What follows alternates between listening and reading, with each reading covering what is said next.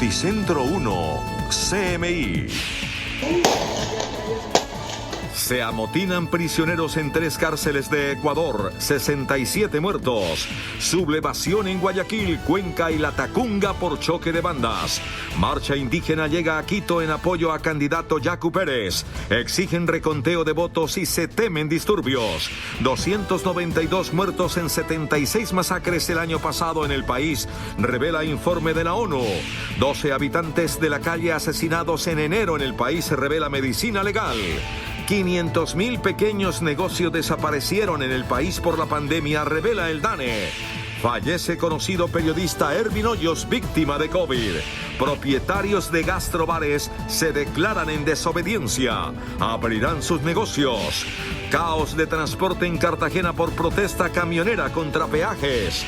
En el mundo, niegan libertad bajo fianza a esposa del Chapo. Afronta cadena perpetua. Con Claudia Palacios y Margarita Ortega. Buenas noches. Una tensa situación se vive a esta hora en Ecuador tras el estallido de un amotinamiento de presos en 3 cárceles de ese país.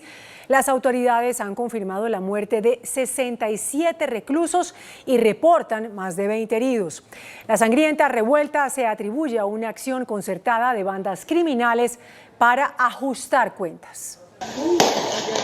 Enfrentamientos simultáneos entre organizaciones criminales en 3 cárceles de Ecuador se saldaron en una sangrienta jornada que dejó más de 60 muertos. Los violentos motines se registraron en las cárceles de las provincias de Guayas y Cotopaxi, además de la prisión de Turi en la provincia de Azuay, donde se produjo la mayor cantidad de muertes. Grupos especiales de la policía tuvieron que entrar a los centros penitenciarios para contener los amotinamientos y la situación aún es crítica, dado que algunos reclusos lograron escapar, mientras las autoridades atribuyen los hechos a una acción concretada de bandas criminales. Se activan al mismo tiempo casi 3 centros de privación de libertad, donde tenemos alrededor del 70% de la población penitenciaria de todo el Ecuador, dándonos un total de 67 personas fallecidas en los 3 centros de privación de la libertad. El gobierno ya había tenido que decretar el estado de emergencia por 90 días en las cárceles del país con el objetivo de controlar a grupos mafiosos y reducir la violencia en los penales. Y también en Ecuador, la marcha indígena liderada por el candidato presidencial Yacu Pérez llegó a Quito para denunciar ante el Consejo Electoral de ese país lo que consideran fraude en las elecciones del pasado 7 de febrero y exigir un recuento de votos luego de que este quedara por fuera de la segunda vuelta presidencial por un estrecho margen.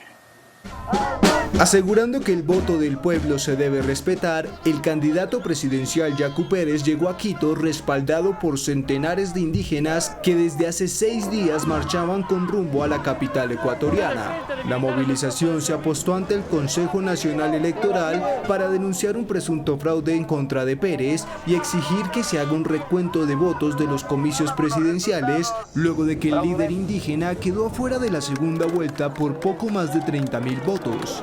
De momento, la Fiscalía y la Contraloría del país adelantan investigaciones para determinar si hubo fraude, mientras aumenta la incertidumbre por estas pesquisas que podrían retrasar la segunda vuelta.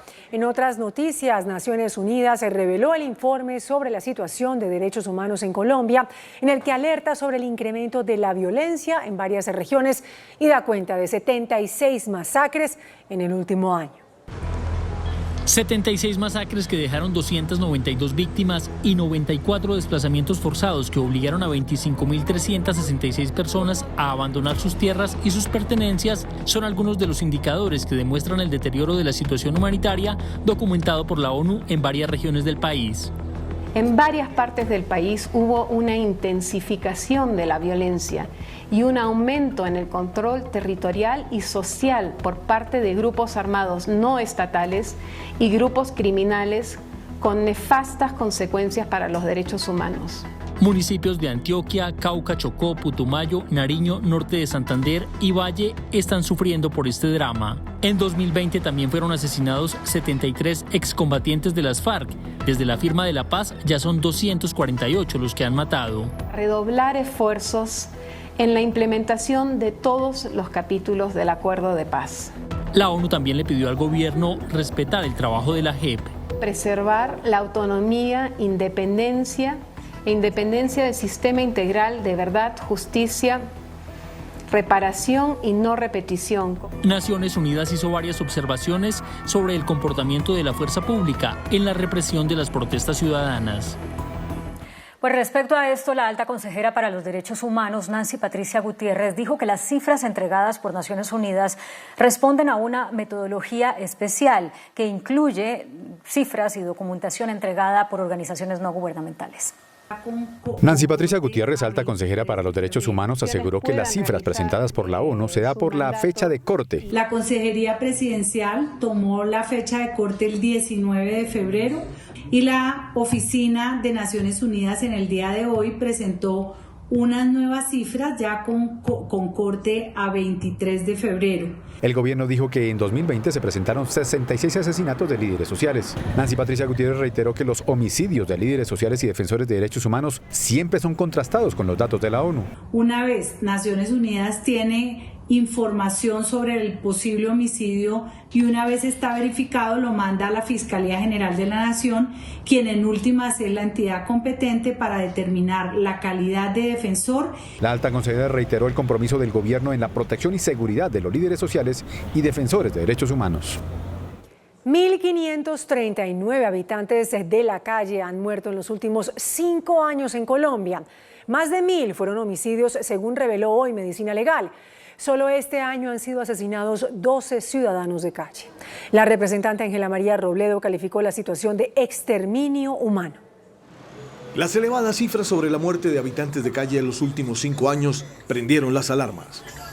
Según Medicina Legal, desde el 1 de enero de 2016 al 31 de enero de 2021 han muerto 1.539.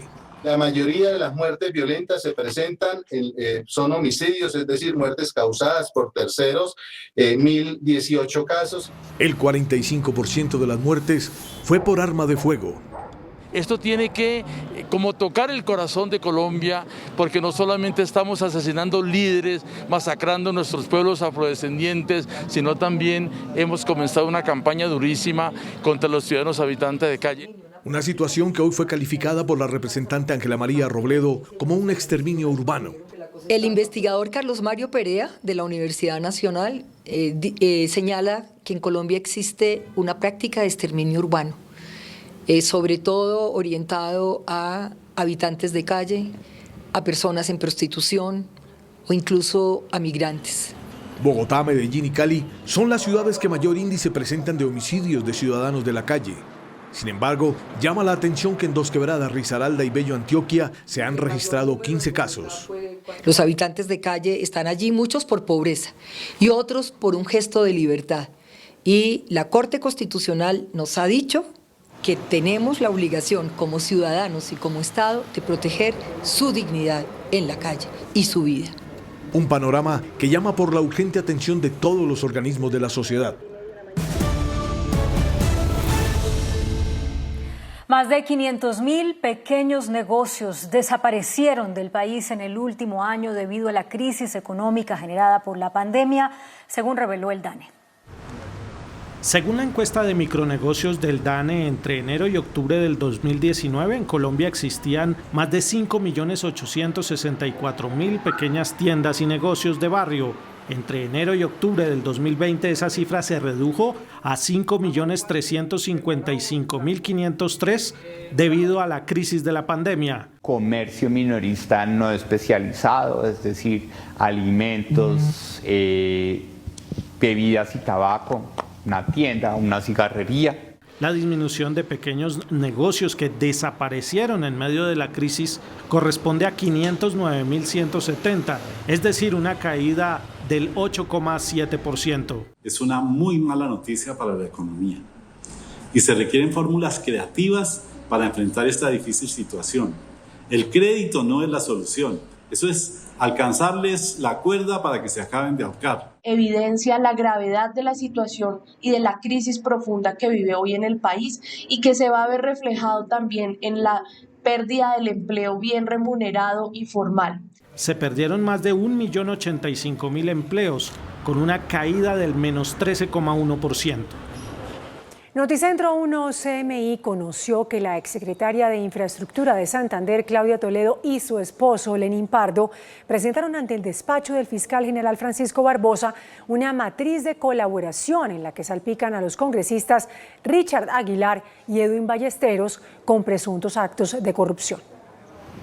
La remodelación del estadio de Bucaramanga, en la cual se detectaron millonarios sobrecostos, fue el inicio de una ola de denuncias sobre más actos de corrupción en el departamento de Santander. La exsecretaria de Infraestructura Claudia Toledo y su esposo Lenín Pardo serían dos de los protagonistas de las irregularidades que, según sus propias declaraciones, incluían el pago de coimas para la obtención de millonarios contratos. Toledo y su esposo, a través de su abogado Jaime Lombana, presentaron formalmente una matriz de colaboración para delatar a otros implicados a cambio de beneficios judiciales. En el documento mencionan al senador Richard Aguilar, al representante de la Cámara Edwin Ballesteros y al empresario Julián Jaramillo. La propia Corte Suprema de Justicia en la sala de instrucción ha reconocido que se han aportado elementos materiales probatorios importantes, trascendentes y que tienen que tener un resultado. Lo otro es favorecer la corrupción. Noticentro 1 CMI habló con los abogados de los congresistas, quienes negaron cualquier acto de corrupción y cuestionaron a los dos testigos.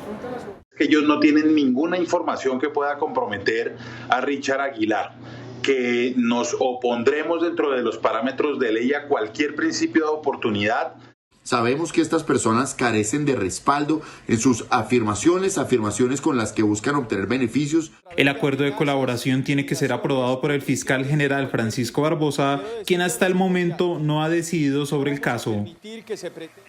La nube de polvo del desierto del Sahara está por llegar a Colombia y amenaza con afectar las operaciones aéreas en los próximos días. Un comunicado especial expedido por el IDEAM en las últimas horas da cuenta de que una nube de polvo proveniente del desierto del Sahara en África se dirige hacia Colombia. El comunicado señala que se presenta una probabilidad de ingreso de polvo del Sahara al territorio nacional durante la presente semana. Según el reporte, esta nube de polvo está atravesando el océano y señala que el avance transatlántico del material particulado proveniente del Sahara puede afectar al país. Una de las consecuencias que se puede presentar, según alerta el IDEAM, es la reducción de la visibilidad, lo cual podría afectar también el transporte aéreo. En el país, un ligero repunte se registró en los contagios por COVID en las últimas 24 horas. Después de varios días de reducción de muertes y casos de COVID-19, las cifras volvieron a aumentar. Este ha sido el comportamiento en los últimos días. El jueves con 200 casos, el viernes 177 fallecimientos, el sábado 174, 149 el domingo, el lunes 140 y hoy volvieron a reportarse 144 muertos. El total de fallecimientos por COVID-19 ya llega a 59.118 decesos. Los casos subieron de 3.401 a 3.926 en las últimas 24 horas. En Colombia ya se contabilizan 2.233.589 casos positivos, de los cuales 2.129.491 personas se han recuperado. Las mayores cifras de nuevos contagios se registraron en Bogotá, Antioquia, Valle, Barranquilla y Cundinamarca.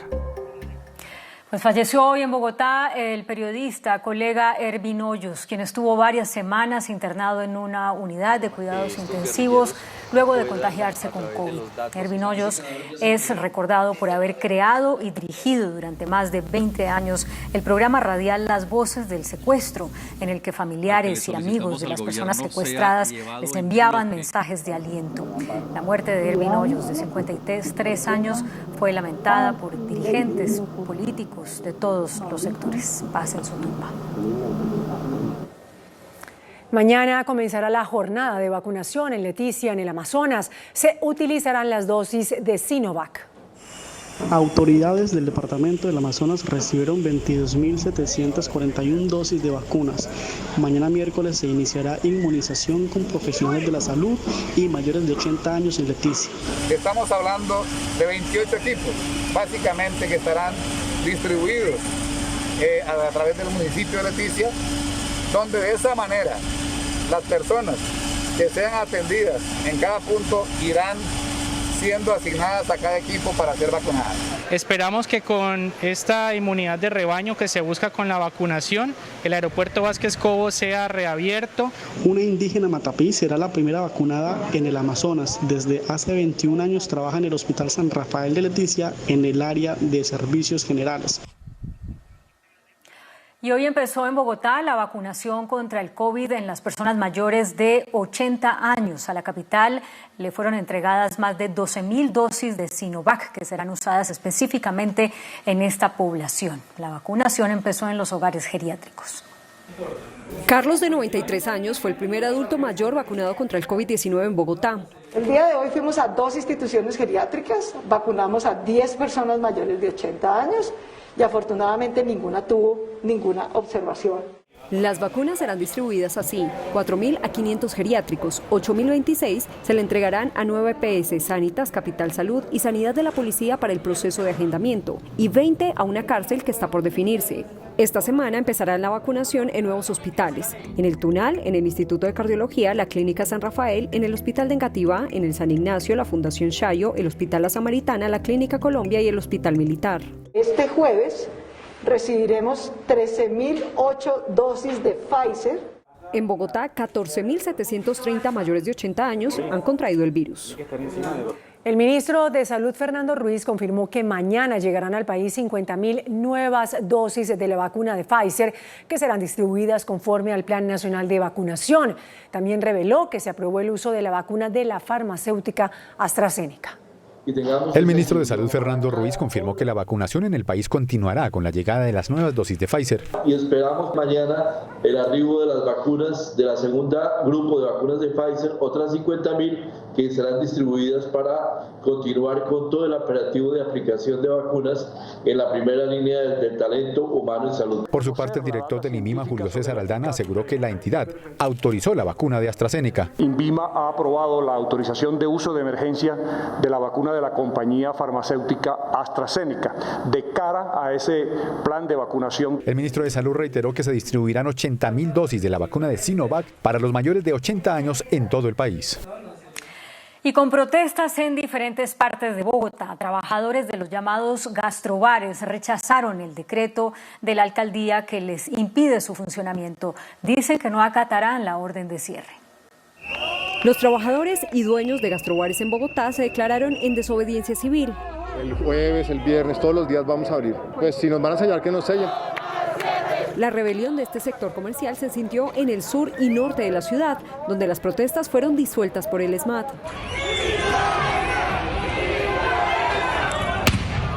Los comerciantes dicen estar al borde de la quiebra y, sin importar las consecuencias, desacatarán el decreto. Supuestamente iban a haber ayudas para nosotros los propietarios. Las estamos esperando. El secretario de Gobierno aseguró que no permitirá que le hagan conejo a la norma y aclaró las sanciones para los bares y sitios de rumba que se nieguen a cerrar. Se exponen al cierre preventivo que va desde 3 hasta 10 días y a multas que van desde un salario mínimo hasta 1.000 salarios mínimos mensuales vigentes. Son más de 2.000 locales cobijados por la restricción. Un grupo de jóvenes denunció por presunto acoso sexual al presidente de la Liga de Boxeo en el Valle del Cauca. Desde el 2018, varios jóvenes esperan que la justicia actúe en la denuncia que interpusieron contra el presidente de la Liga Vallecaucana de Boxeo, Jaime Cuellar, por el presunto delito de acoso sexual. Entonces, obviamente, muchas veces yo no tenía para transporte, por ejemplo, no tenía algunos viáticos y pues se me hacía pues fácil de yo recibir y acceder. Varias víctimas abandonaron el sueño de ser boxeadoras por temor a las represalias que pudiera tener el presidente de la liga al no acceder a sus pretensiones. Noticentro 1 CMI se comunicó con el dirigente deportivo y, aunque no se quiso referir en cámara, aseguró que confía en que la justicia demostrará su inocencia. Bogotá capacitará en derechos humanos a 990 agentes del Escuadrón Antidisturbios. El Grupo de Derechos Humanos de la Secretaría de Gobierno estará al frente de esta actividad con la que buscan actualizar a los agentes en el nuevo protocolo para atender la protesta social en la capital de la República. Esta capacitación terminará en abril y se da en cumplimiento de una orden de la Corte Suprema de Justicia que pidió regular la protesta y la proporcionalidad en el uso de la fuerza. Un supuesto cabecilla del Clan del Golfo fue capturado por la policía en Santa Fe de Antioquia. Se trata de Juan Camilo Góez, alias Dimax, a quien le atribuyen un historial de más de 16 años en el mundo criminal. En la actualidad controlaba rutas de narcotráfico desde la región de Urabá hacia Centroamérica. Noticentro 1 CMI conoció el anteproyecto del Ministerio de Hacienda sobre Presupuesto General de la Nación para el año 2022. Este plantea un incremento del 5% en el monto para un total de 329,7 billones de pesos. El presupuesto irá en línea con las necesidades en materia de inversión para la reactivación de la economía y la financiación de los programas sociales. En Cartagena, los camioneros se movilizaron hacia el peaje de Ceballos y bloquearon el corredor de carga, lo que generó enormes trancones en esa vía y otras aledañas. Las protestas buscan que se les exima el cobro. Los camioneros rechazan la respuesta de la concesión vial de no levantar las talanqueras, como lo pidió el alcalde William Dow, teniendo en cuenta que taxis, buses y vehículos particulares no están pagando la tarifa.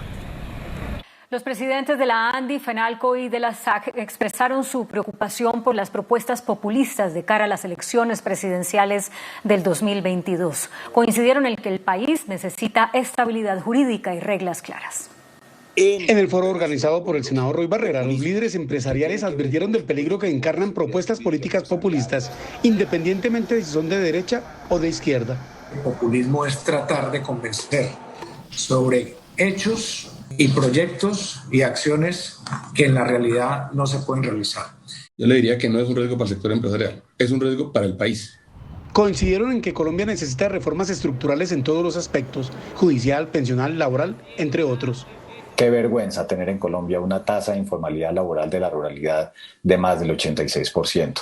No podemos tampoco continuar con un sistema de protección para la vejez que apenas le entrega una pensión al 25% del total de los adultos mayores. Y respaldaron la propuesta del senador Barreras para que todos los candidatos presidenciales suscriban un pacto por la estabilidad jurídica en Colombia. Las centrales obreras anunciaron un paro nacional para el próximo 28 de abril, al que están convocados el magisterio, los trabajadores estatales y los campesinos, entre otros sectores. El presidente de la CUT, Francisco Maltés, dijo que el paro tendrá una duración de 24 horas y se realizará en protesta, por lo que catalogan los sindicatos como un paquetazo económico que prepara el gobierno nacional, como la anunciada reforma tributaria. El índice de capitalización de la bolsa, que mide el comportamiento de las 20 principales acciones, cerró al alza. El índice de capitalización de la Bolsa de Valores de Colombia subió 0,22% a 1.355 puntos. La acción del Banco AB Villas fue la que más subió, con una valorización de 7,30% a 5.000 pesos. La acción de Terpel fue la que más bajó, con una pérdida de 1,93% a 7.895 pesos. La acción más negociada de la jornada fue la de Ecopetrol, al movilizar más de 28.000 millones de pesos. El dólar cerró a la baja. Indicadores económicos en Noticentro 1 CMI. La tasa representativa del mercado que regirá para mañana miércoles será de 3.590 pesos con 37 centavos. Los profesionales del cambio compran la divisa en promedio en 3.290 pesos y la venden en 3.330 pesos. Un euro cuesta 4.365 pesos con 50 centavos. La libra de café en Nueva York se cotizó a $1 con 36 centavos. El azúcar se transó en 16,98 centavos de dólar la libra. El barril de petróleo WTI se cotizó en $61 con 41 centavos. La referencia Brent para Colombia se cotizó en $64 con 34 centavos. Una acción de Ecopetrol cuesta 2.299 pesos. La Organización Mundial de la Salud dijo que China hizo muy poco para encontrar el origen del COVID-19 al inicio de la pandemia. Tras la visita preliminar de un equipo de investigadores de la OMS a Wuhan, donde se detectaron los primeros contagios de la enfermedad del COVID-19, se conoció un documento interno de la organización donde se consignaron los escasos esfuerzos del país asiático por investigar el origen de la pandemia del coronavirus. China tampoco habría colaborado a los expertos que viajaron en julio de 2020 y se reunieron con funcionarios del Ministerio de Salud, de Agricultura y las autoridades estatales, así como otras agencias entre las que se destaca el Instituto de Virología de Wuhan. El informe del organismo agrega que no se les dio ningún dato o documento por escrito durante las extensas conversaciones con las autoridades chinas. Según investigadores de la Junta Nacional de Seguridad en el Transporte de Estados Unidos, una de las aspas del ventilador del motor del avión Boeing 777, que se averió poco después de despegar del aeropuerto de Denver, mostró signos de fatiga en el material de fabricación. El órgano supervisor de la seguridad aérea explicó que esa pieza se someterá a más exámenes. Mientras tanto, se recomendó suspender las operaciones de aviones de ese modelo que cuentan con motores del tipo Pratt & Whitney. La oficina del sheriff del condado de Alexandria, en Virginia, reveló la primera foto detenida de Emma Coronel Aispuro, esposa del Chapo Guzmán. Una jueza federal de Estados Unidos ordenó mantenerla detenida temporalmente, sin posibilidad de fianza, y podría enfrentar una pena mínima de 10 años de cárcel o máxima de cadena perpetua, además de una posible multa de $10 millones si es declarada culpable del cargo criminal de narcotráfico. Según informó The Guardian, ya son más de 6.500 inmigrantes los que han muerto desde que se designó a Qatar como sede de la próxima Copa Mundial de la FIFA. Desde 2010 hubo todo tipo de controversias y escándalos. Una de las más recurrentes está directamente relacionada con las condiciones infrahumanas en las que se desempeñan los obreros que construyen los lujosos estadios en los que se jugarán los partidos del certamen. Y sigue la expectativa por el estado de salud del buque de Edimburgo. Hoy el Palacio de Buckingham aseguró que el esposo de la reina Isabel está siendo tratado por una infección. En principio, informaron que se enfrentaba de una leve indisposición y que iba a permanecer hospitalizado unos días por precaución.